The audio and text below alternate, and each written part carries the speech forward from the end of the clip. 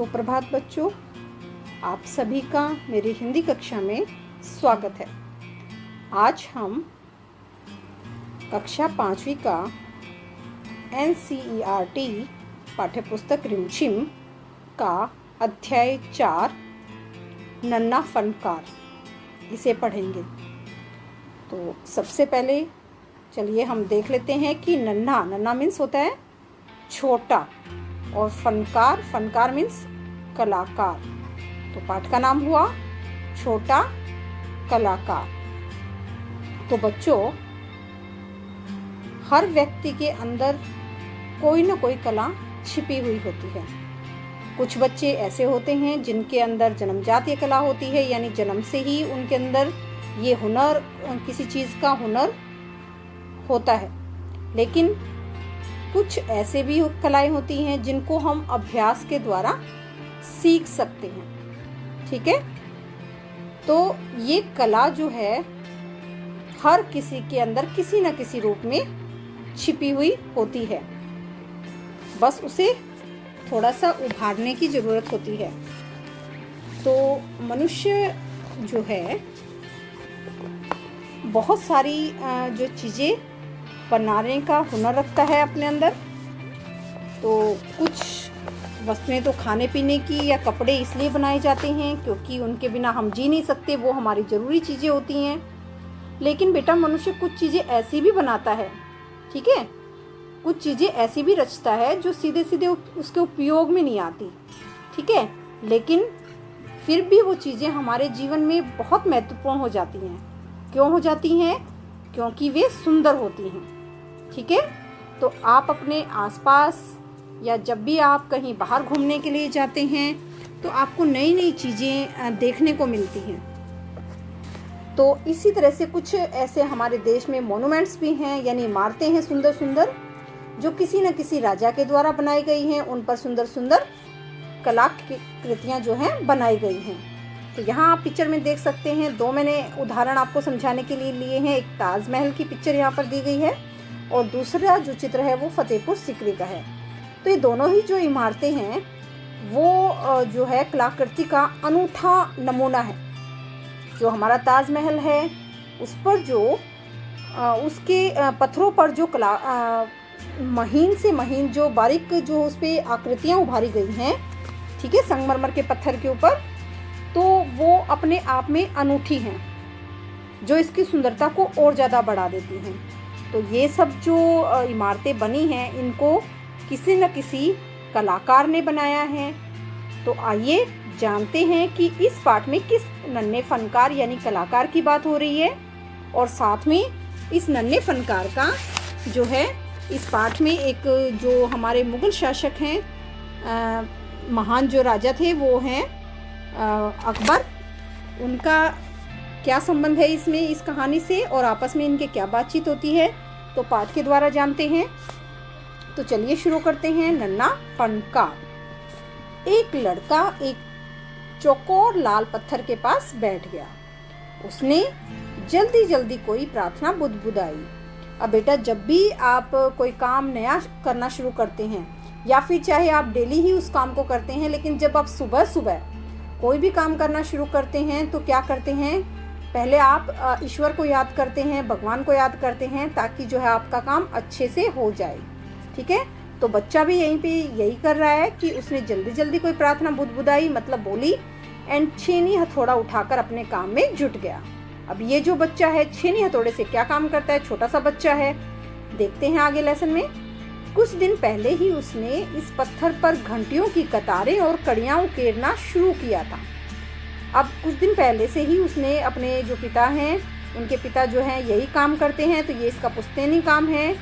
तो बेटा भी क्या है, इस काम की शुरुआत कर देता है, इस काम को करना शुरू करता है। तो सबसे पहले उसने शुरुआत की घंटियों पर, ठीक है, घंटी बनाना उसने शुरू किया है और घंटियों की कतारें और कड़ियाँ उकेरना शुरू कर दिया। उकेरना होता है कोई आकृति उभारना। लड़के ने एक अध बनी अधूरी घंटी पर छेनी की नोक टिकाई और सावधानीपूर्वक हथौड़े से घंटी पर नक्काशी करने में जुट गया। अब जो लड़का था उसने बेटा देखो, घंटी को बनाना और घंटी पर कोई भी आकृति जो है उभारना बहुत ही मुश्किल काम होता है। वो क्यों होता है? वो इसलिए होता है कि घंटी जो होती है गोल होती है और अंदर वाला जो उसका पार्ट होता है वो खाली होता है। तो वो पत्थर की होती है और उसको जब बनाते हैं तो अगर आपने जोर से उस पर हथौड़ा मारा तो क्या होगा, आपकी जो घंटी है वो टूट जाएगी। ठीक है, तो इसीलिए जो है घंटी बनाना मुश्किल है। तो उसने क्या किया है, लड़के ने एक अध बनी, यानी पूरी नहीं बनी है, एक अधूरी घंटी है जिसके काम अभी अधूरा है, उस पर अपनी छेनी की जो है नोक टिकाई। आप आगे पिक्चर में देखेंगे, मैं आपको दिखाऊंगी कि छेनी कैसी होती है। और सावधानी पूर्वक उसने क्या किया, घंटी पर नक्काशी करने में जुट गया, यानी उस पर जो है सुंदर सुंदर आकृतियां बनाने शुरू कर दी। हथौड़े के वार से पत्थर पर जो कटाव उभरता उससे पत्थर की करीचे छितरा जाती और वह आंखें सिकोड़ लेता।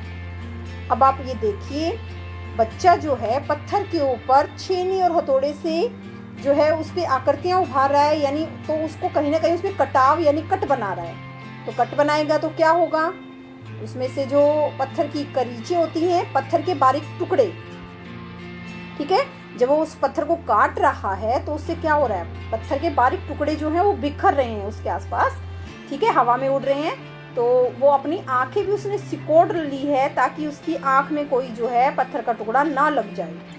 साथ साथ धीमी आवाज में वह कुछ गुनगुनाने भी लगता है।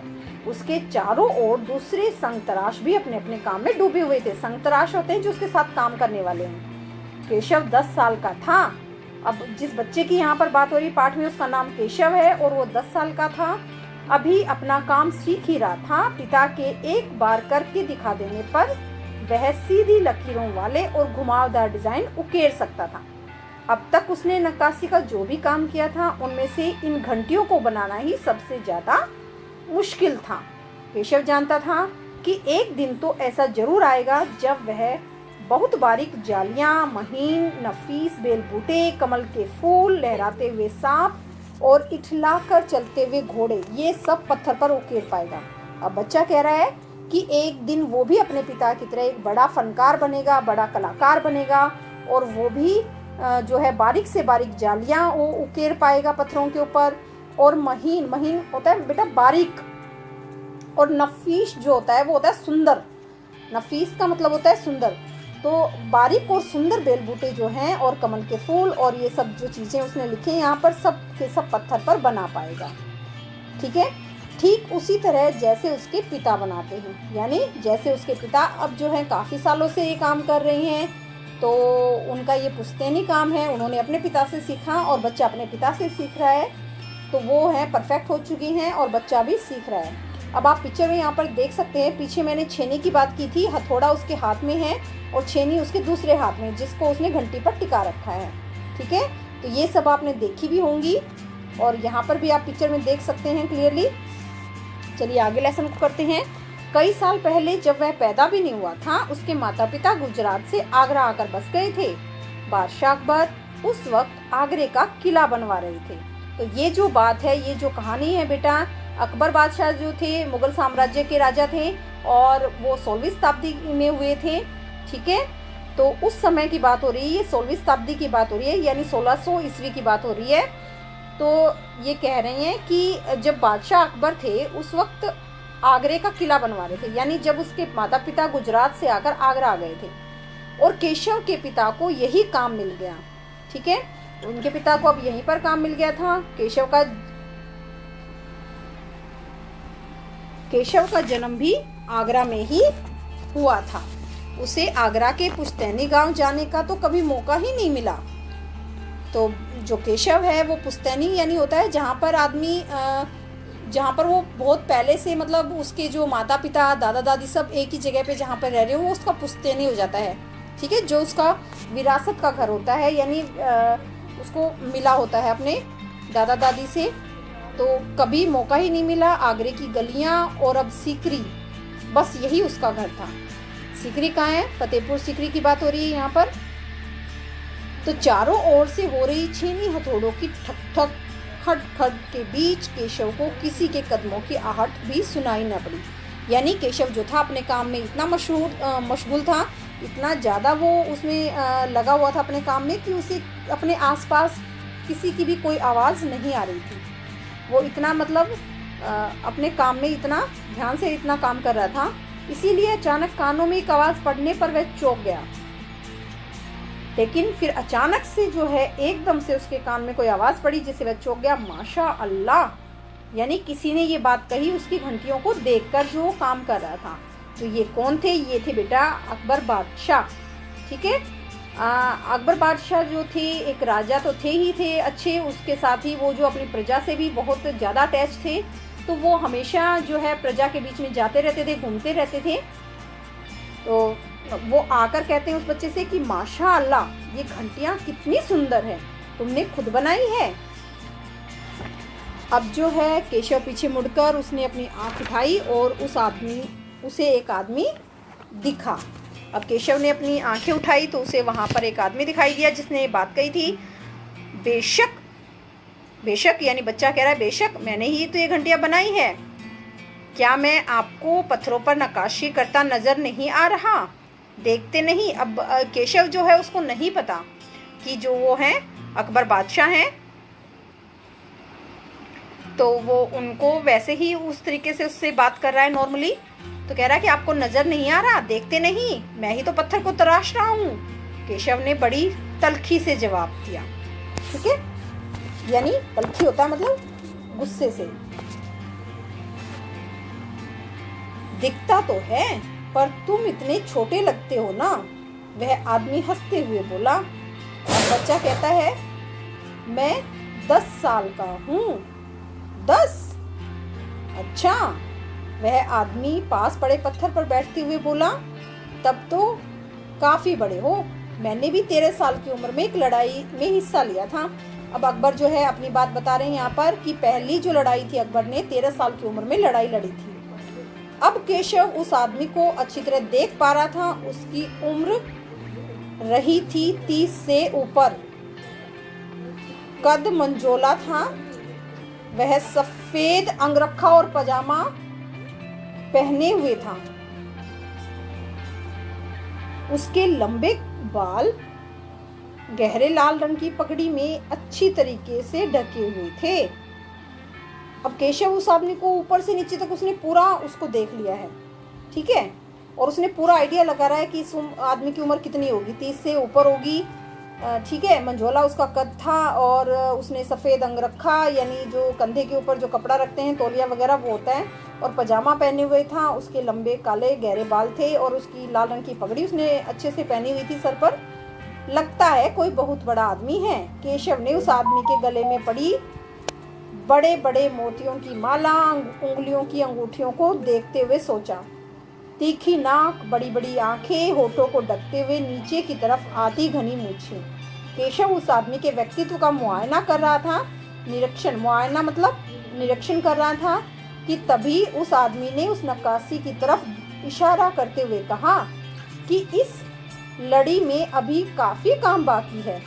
इससे पहले कि केशव को जवाब देता, उसने किसी के तेजी से दौड़कर आने की आवाज़ सुनी। यह और कोई नहीं, महल का पहरेदार था। हुजूर माफ़ करें, मुझे आपके आने का पता ही नहीं चला। अब जो वहाँ पर महल का पहरेदार है वो दौड़कर आता है। जब वो बादशाह को देखता है, वो किसी बच्चे से बातचीत कर रहे हैं, तो वो कहते हैं उनको कि मुझे माफ़ करें, मुझे तो आपके आने का पता ही नहीं चला, हाफते हुए उसने कहा। फिर वह मुड़कर बोचक से खड़े केशव को घूरते हुए बोला, बेवकूफ़, खड़ा हो। हुजूरे आला के सामने बैठने की जुर्रत कैसे की तूने? झुककर सलाम कर इन्हें। अब जो है पहरेदार केशव को कहता है कि तुम बैठे ही हुए हो अब तक और तुमने खड़े होकर सलाम भी नहीं किया। तुम्हारी हिम्मत कैसे हुई, जुर्रत कैसे हुई, तुम्हारी हिम्मत कैसे हुई जो है बादशाह के सामने बैठने की? बेवकूफ़, खड़ा हो जा और उन्हें सलाम कर। अब केशव का माथा ठनका। उसे कुछ समझ आ रहा था। बदहवासी में छेनी हाथ से छूटकर नीचे गिरी और जल्दी से वह उठ खड़ा हुआ। बदहवासी मतलब जल्दबाजी में। अब उसकी जो हाथ से थी छेनी नीचे गिर गई और वो जल्दी से उठ खड़ा हुआ। अरे कहीं ये अकबर बादशाह तो नहीं? यह ख्याल आते ही उसने झुककर सलाम किया और खरगोश किसी कातर नजरों से अकबर को देखने लगा। अकबर को पहरेदार की यह दखलंदाजी बिल्कुल अच्छी नहीं लगी। दखलंदाजी का मतलब होता है बीच में बोलना। अब अकबर जो है वो क्या कहते हैं पहरेदार को कि उन्होंने खींचकर, ठीक है, उन्होंने खींचकर पहरेदार को वहां से जाने का इशारा करते हुए कहा, ठीक है सिपाही, कुछ देर के लिए हमें अकेला छोड़ दो। ठीक है, अकबर को बिल्कुल अच्छा नहीं लगा कि उसने आकर उनकी जो सच्चाई है उस बच्चे के सामने बोल दी, क्योंकि अगर अब बच्चे को पता चल गया अकबर बादशाह हैं तो वो उनसे उसी तरीके से यानी बेझिझक होकर अपनी बात नहीं कहेगा। तो कुछ देर के लिए हमें अकेला छोड़ दो। पहरेदार तो चला गया, मगर केशव असमंजस में था कि उसे क्या करना चाहिए। वापस अपना नक्काशी का काम शुरू करे या बादशाह के हुक्म के इंतजार में खड़ा रहे। दिल तो उसका अभी भी धक-धक कर रहा था, हाँ, पर अब वह डरा नहीं था क्योंकि अकबर प्यार से उसे देखते हुए मुस्कुरा रहे थे। ठीक है, तो बच्चा थोड़ा संशय में था कि क्या किया जाए, क्योंकि छोटा बच्चा है, उसको नहीं पता उसको बादशाह के सामने किस तरह से पेश आना चाहिए। फिर लेकिन उसका डर थोड़ा सा निकल गया था क्योंकि अकबर जो थे उसकी तरफ देखकर मुस्कुरा रहे थे। अब वो पूछ रहे हैं कि तुम्हारा नाम क्या है? अकबर ने नरम आवाज में पूछा। केशव, उसने अल्फा-तुला जवाब दिया। मतलब लिमिटेड शब्दों में उसने कहा, केशव क्या तुम मुझे नक्काशी करना सिखाओगे? उलझन में पड़े केशव ने तुरंत सिर हिला दिया। तब तो तुम्हें मेरे लिए हथौड़े और छेनी का भी इंतजाम करना होगा। केशव फुर्ती से अपने पिता के पास भागा गया और उसका छेनी हथौड़ा उठाकर उल्टे पांव लौट आया। दोस्ताना अंदाज में अकबर बादशाह के पास जमीन पर बैठ गए और पास में पड़े पत्थर पर खींचते हुए बोले, ठीक है, अब बताओ मुझे क्या करना है। केशव ने संदेह भरी नजरों से अकबर की ओर देखा। हुजूर, क्या आप यह सब करेंगे? क्यों नहीं, मुझे तो विश्वास है कि मैं सीख ही लूंगा। नहीं नहीं, मेरा मतलब ये नहीं था। केशव सकपका गया। मतलब केशव ये सोच रहा था अपने मन में कि ये अकबर बादशाह हैं और इनके तो बड़े बड़े महल हैं, इनके पास इतने सारे नौकर चाकर हैं, तो ये जमीन पर बैठकर ये भी इतना मुश्किल काम कैसे करेंगे, वो भी छेनी हथौड़े के साथ। ठीक है, लेकिन अकबर कहते हैं, क्यों तुम्हें विश्वास नहीं है? मुझे तो विश्वास है कि मैं सीख लूंगा। यह देखकर जो था केशव सकपका गया, यानी आश्चर्यचकित रह गया। दरअसल उसने कुछ अनमने भाव से कहा। अकबर हंसकर बोले, अच्छा, लेकिन पिछले हफ्ते तो मैंने मिट्टी से भरी डलिया ढोने में किसी की मदद की थी। क्या यह काम उससे भी ज्यादा मुश्किल है? केशव अभी भी असमंजस की स्थिति में था। वह अकबर के साथ बैठ गया और उसने छेनी पकड़ने का सही तरीका सिखाने लगा। फिर जैसे कि केशव के पिता ने उसे सिखाया था, उसने कोयले के टुकड़े से पत्थर पर लकीरें खींचकर एक आसान सा नमूना बनाया और गंभीरता से कहा, देखिए, सिर्फ इन्हीं लकीरों को बहुत ध्यान से तराशना है। अकबर ने पत्थर पर छेनी रखी और जोर से हथौड़े से वार किया, जिससे कटाव ज्यादा गहरा हो गया। अरे अरे, नहीं नहीं, केशव ने तुरंत गलती पकड़ी। हथौड़े को आहिस्ता से मारना है, ऐसे उसने करके दिखाया। और हाँ, अपनी आंखें थोड़ी नीच कर रखें, वरना करीचे उड़कर आंखों में चली जाएंगी। अकबर मुस्कुराए, जी हजूर। तो बच्चा जो है अकबर को समझा रहा है यहाँ पर कि किस तरीके से उनको हथौड़े से वार करना है, क्योंकि मैंने आपको पहले ही बताया था कि घंटियों वगैरह पे आकृतियाँ जो उकेरना बहुत मुश्किल काम होता है, वो टूट भी सकती हैं। तो अकबर ने क्या किया, जोर से छेनी मारी, तो जिससे क्या था, हथौड़ा जोर से मारा, जिससे गहरा कटाव हो गया। ठीक है, तो अकबर जो केशव है अब अकबर को कहते हैं कि नहीं नहीं, ऐसे नहीं करना, आप आराम से करें, आहिस्ता मतलब धीमे से करना है, धीरे से करना है, और अपनी आंखें भी थोड़ी बंद रखनी है ताकि जो पत्थर की बारीक टुकड़े हैं आपकी आंखों में ना चली जाए। ठीक है, तो अकबर कहते हैं बच्चे से कि जी हुजूर। जवाब में केशव भी मुस्कुरा उठा। वह लगभग भूल ही गया था कि उसकी बगल में बैठा वह व्यक्ति हिंदुस्तान का बादशाह है। एक अनाड़ी से वयस्क पर अपने काम की धाक जमाने में उसे मजा आ रहा था। वह बड़े ध्यान से देख रहा था कि अकबर किस तरह लकीरों को उकेर रहे हैं। बादशाह से जरा सी भी चूक हो जाने पर वह फौरन उसकी त्योरियां चढ़ जाती। काम करते करते अकबर पूछ बैठते, केशव, सही नहीं है क्या? और केशव सिर हिलाकर अपनी असहमति जता देता। तो अब केशव क्या कर रहा है, अब केशव अपने आप को एक कलाकार समझ रहा है और वो अपनी जो है धाक जमा रहा है कि जिस ऐसे व्यक्ति के ऊपर जिसको एक काम करना नहीं आता, ठीक है। तो अकबर इत्मीनान से बैठ गई। इत्मीनान होता बेटा आराम से बैठ जाना, शांति से, और केशव को काम करता हुआ देखने लगे। अपने काम में खोए हुए उन दोनों को इस बात का एहसास नहीं हुआ कि आसपास मौजूद दूसरे संगतराश जो है उन्हें बड़े कौतूहल से देख रहे हैं। अकबर ने गौर किया कि केशव पत्थर पर बने नमूने को ही नहीं तराश रहा था, बल्कि अपनी तरफ से भी उसमें कुछ जोड़ रहा था, जिससे वे डिजाइन ज्यादा खूबसूरत लग रहे थे। लड़के के काम करने के अंदाज को देखकर अकबर ने धीमे से कहा, केशव, देखना एक दिन तुम बड़े फनकार बनोगे। हो सकता है कि एक दिन तुम मेरे कारखाने में काम करो। अब जो अकबर उसके काम से बहुत खुश हैं और वो कहते हैं बच्चे को कि एक दिन तुम हो सकता है बड़े कलाकार बनोगे और मेरे कारखाने में काम करोगे। कारखाना? कैसा कारखाना? बस एक बार ये महल तैयार हो जाए और लोग आगरा से आकर यहाँ रहने लगे, तब मैं कारखाना बनवाऊंगा। अभी जो है बच्चा आगरा में रहता है, ठीक है। अब वो कह रहा है कि जब ये मेरा जो महल तैयार हो जाए, फतेहपुर सीकरी में जो है अकबर ने एक नया महल बनवाया है। तो यहाँ पर अकबर कह रहे हैं कि जब वहाँ से लोग यहाँ आकर रहने लग जाएंगे, तब मैं यहाँ पर एक कारखाना बनवाऊंगा और इन कारखानों में मेरी सल्तनत होता है बेटा राज्य के सबसे बढ़िया फनकार और शिल्पकार वहाँ पर काम करेंगे, ठीक है। चित्र बनाने वाले कलाकार, गलीचों के बुनकर, संतराश, पत्थर और लकड़ी पर नक्काशी करने वाले शिल्पकार सभी वहाँ काम करेंगे। तो सभी तरीके के जो फनकार यानी कलाकारों को कहा है अकबर ने कि वो सभी मेरे कारखाने में काम करेंगे। केशव का चेहरा चमक उठा, वह मुस्कुराते हुए बोला, मैं वहाँ जरूर काम करना चाहूँगा। अकबर उठ खड़े हुए और जाते हुए बड़े प्यार से केशव का कंधा थपथपाया और कहा, अच्छा बेटा, अपना काम जारी रखो। हुजूर, क्या आप दोबारा आएंगे? केशव ने बड़ी उत्सुकता से पूछा। मैं जरूर आऊँगा केशव। फिर तो पूरे दिन संगतराशों के बीच केशव की धूम मची रही। वह बार बार बादशाह से हुई अपनी मुलाकात सबको सुनाता रहा। रात हो चुकी थी। केशव बहुत थका हुआ था, पर आंखों में नींद कहाँ। वह धीरे से अपने पिता के बिस्तर में घुस गया।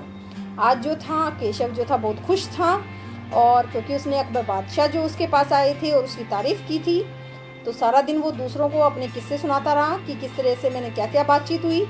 अब जो केशव था उसकी आंखों में बिल्कुल नींद नहीं थी, उसे नींद नहीं आ रही थी। अब उसने कहा अपने पिता से। पिता ने मुस्कुरा कर कहा, तुम तो अभी से इतने प्रसिद्ध हो गए हो, फेमस हो गए हो। बादशाह सलामत ने कहा कि एक दिन मैं बहुत बड़ा कलाकार बनूंगा। अपने सिर को पिता की बाहों के सहारे टिकाकर केशव धीरे से बोला, हमारे बादशाह बहुत ही नेक इंसान हैं। बिल्कुल सही, पिता ने कहा। कुछ सोचकर केशव ने पूछा, बाबा एक बात बताओ, बादशाह के पास अकबर में एक से बढ़कर एक खूबसूरत महल है, फिर वे सीकरी में यह शहर को क्यों बनवा रहे हैं? अब बच्चा पूछ रहा है कि फतेहपुर सीकरी में ऐसा क्या है कि उन्होंने वहां पर अपना महल बनाया है। तो पिता ने कुछ याद करते हुए बताना शुरू किया, हाँ बेटा, बादशाह का आगरा बहुत सुंदर शहर है, पर सीकरी में नया शहर बनवाने का एक खास कारण है। मैंने सुना है जब अकबर बादशाह की कोई संतान नहीं थी, इस वजह से वे हर वक्त परेशान रहते थे, तो बहुत से साधु संतों और फकीरों के पास गए और भटकते भटकते बादशाह ख्वाजा सलीम चिश्ती के पास सीकरी आए। उन्होंने ही बादशाह को बताया कि उनके एक नहीं तीन संतानें होंगी, शहजादा सलीम, मुराद और दनियाल। केशव ने चहकते हुए कहा, बिल्कुल सही। तब बादशाह ने ख्वाजा सलीम चिश्ती के सम्मान में सीकरी में नगर बसाने का फैसला किया था, ठीक है। तो आप लोगों को भी समझ में आ गया होगा कि अकबर बादशाह ने जो था फतेहपुर सीकरी में जो महल क्यों बनवाया था, ठीक है। केशव ने कहा, अच्छा अब समझा, इसीलिए बादशाह अकबर ने अपने बेटे का नाम सलीम रखा, ठीक है। ख्वाजा सलीम चिश्ती के नाम पर ही उन्होंने अपने बेटे का नाम जो था सलीम रखा। हाँ, और इसी कारण हम यहाँ एक नए शहर के लिए पत्थरों को तराश रहे हैं। केशव उन्दी आवाज में बोला। अब पिताजी ने देखा, नींदी आवाज़ होता है बेटा कि आधा नींद में होना, तो पिताजी ने देखा कि उसका लाडला जो बेटा है वो सो गया है। ठीक है, तो ये थी हमारी कहानी नन्हा फनकार की। केशव के बारे में आपने जाना, कि बादशाह अकबर के बारे में जाना। बहुत ही रुचिकर कहानी थी, अच्छी कहानी थी, सबको पढ़कर बड़ा मज़ा आया होगा। चलिए अगली वीडियो में जो है हम इसके प्रश्न उत्तर और शब्दार्थ करेंगे। तब तक के लिए बाय बाय।